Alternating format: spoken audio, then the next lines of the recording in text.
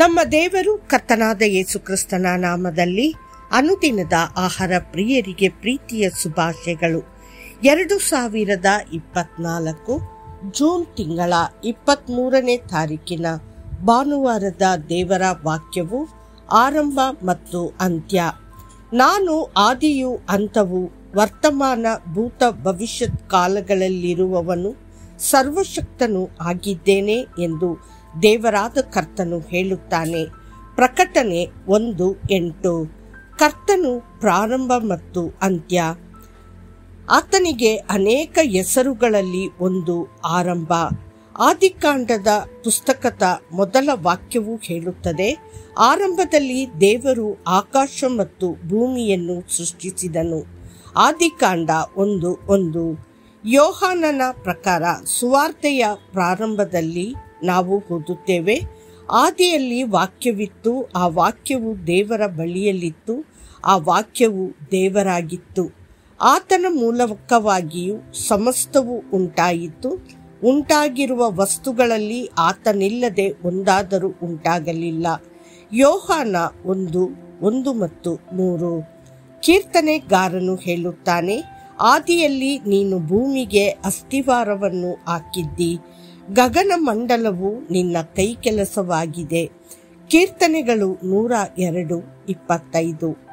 ಕವಿ ತಿರುವಳ್ಳುವರ್ ಅವರು ಕ್ರಿಶ್ಚಿಯನ್ ಎಂದು ಅವರು ಬರೆದ ಮೊದಲ ತಿರುಕುರಲ್ನಿಂದ ಸ್ಪಷ್ಟವಾಗುತ್ತದೆ. ಅದು ಶಾಶ್ವತ ದೇವರು ಇಡೀ ಪ್ರಪಂಚದ ಪ್ರಾರಂಭ ಮತ್ತು ಸೃಷ್ಟಿಕರ್ತ ಎಂದು ಹೇಳುತ್ತದೆ.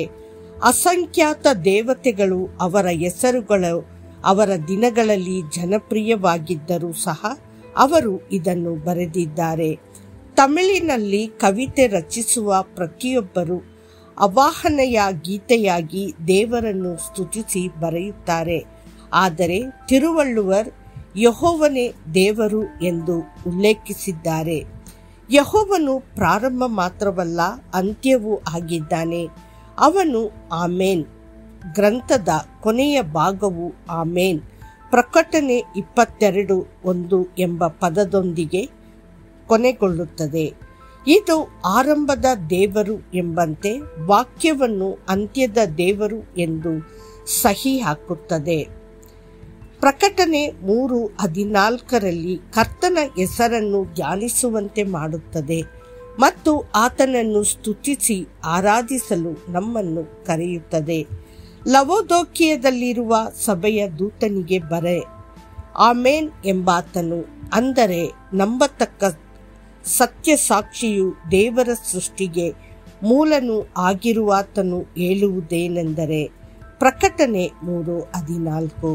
ಜ್ಞಾನೋಕ್ತಿಗಳ ಪುಸ್ತಕದ ಅಧ್ಯಾಯ 8ರ ಪ್ರವಾದಿಯ ವಚನಗಳನ್ನು ನೋಡಿ. ಪ್ರಾರಂಭದಲ್ಲಿ ಭೂಮಿಯು ಹುಟ್ಟುವುದಕ್ಕಿಂತ ಮುಂಚೆ ಅನಾದಿ ಕಾಲದಲ್ಲಿ ಸ್ಥಾಪಿಸಲ್ಪಟ್ಟೆನು. ಜಲನಿಧಿಗಳಾಗಲಿ ನೀರು ತುಂಬಿದ ಬುಗ್ಗೆಗಳಾಗಲಿ ಇಲ್ಲದಿರುವಾಗ ನಾನು ಹುಟ್ಟಿದೆನು. ಜ್ಞಾನೋಕ್ತಿಗಳು 8:23-24. ನಾನು ಆತನ ಹತ್ತಿರ ಶಿಲ್ಪಿಯಾಗಿದ್ದುಕೊಂಡು ಪ್ರತಿದಿನವೂ ಆನಂದಿಸುತ್ತಾ, ಯಾವಾಗಲೂ ಆತನ ಮುಂದೆ ವಿನೋದಿಸುತ್ತಾ, ಆತನ ಭೂಲೋಕದಲ್ಲಿ ಉಲ್ಲಾಸಿಸುತ್ತಾ, ಮಾನವ ಸಂತಾನದಲ್ಲಿ ಹರ್ಷಿಸುತ್ತಾ ಇದ್ದೆನು. ಜ್ಞಾನೋಕ್ತಿಗಳು 8:30 ಮತ್ತು 31.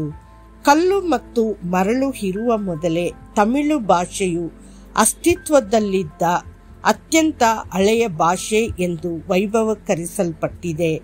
ಆದರೆ ನಮ್ಮ ದೇವರು ಅವರು ಬ್ರಹ್ಮಾಂಡವನ್ನು ಸೃಷ್ಟಿಸಿದ ಮೊದಲೇ ಅಸ್ತಿತ್ವದಲ್ಲಿದ್ದಾನೆ. ಆದ್ದರಿಂದ ಅವನ ಆರಂಭವನ್ನು ಯಾರೂ ವ್ಯಾಖ್ಯಾನಿಸಲು ಸಾಧ್ಯವಿಲ್ಲ. ಅವನು ಪ್ರಪಂಚದ ಸ್ಥಾಪನೆಗೆ ಮುಂಚೆಯೇ ಅಸ್ತಿತ್ವದಲ್ಲಿದ್ದನು ಮತ್ತು ಅವನು ಶಾಶ್ವತವಾಗಿ ಉಳಿಯುತ್ತಾನೆ. ಅವನು ಮೊದಲನೆಯವನು ಮತ್ತು ಕೊನೆಯವನು. ಆತನೇ ನಮ್ಮನ್ನು ಸೃಷ್ಟಿಸಿದವನು. ದೇವರ ಮಕ್ಕಳೇ, ನೀವು ಸಹ ದಾವೀದನೊಂದಿಗೆ ನಂಬಿಕೆಯ ಘೋಷಣೆಯನ್ನು ಮಾಡಿ, ನಿಶ್ಚಯವಾಗಿ ನನ್ನ ಜೀವಮಾನದಲ್ಲೆಲ್ಲ ಶುಭವೂ ಕೃಪೆಯೂ ನನ್ನನ್ನು ಹಿಂಬಾಲಿಸುವವು. ನಾನು ಸದಾಕಾಲವೂ ಯೆಹೋವನ ಮಂದಿರದಲ್ಲಿ ವಾಸಿಸುವೆನು. ಕೀರ್ತನೆಗಳು 23:6. ನೆನಪಿಡಿ, ಆತನು ಮನುಷ್ಯರನ್ನು ನಿರ್ಮಾಣ ಮಾಡಿದವನು, ಆದಿಯಿಂದಲೇ ಅವರನ್ನು ಗಂಡು ಹೆಣ್ಣಾಗಿ ನಿರ್ಮಿಸಿದನು. ಮತ್ತಾಯ 19:4. ಕರ್ತನು ನಿಮ್ಮನ್ನು ಆಶೀರ್ವದಿಸಲಿ. ಆಮೇನ್.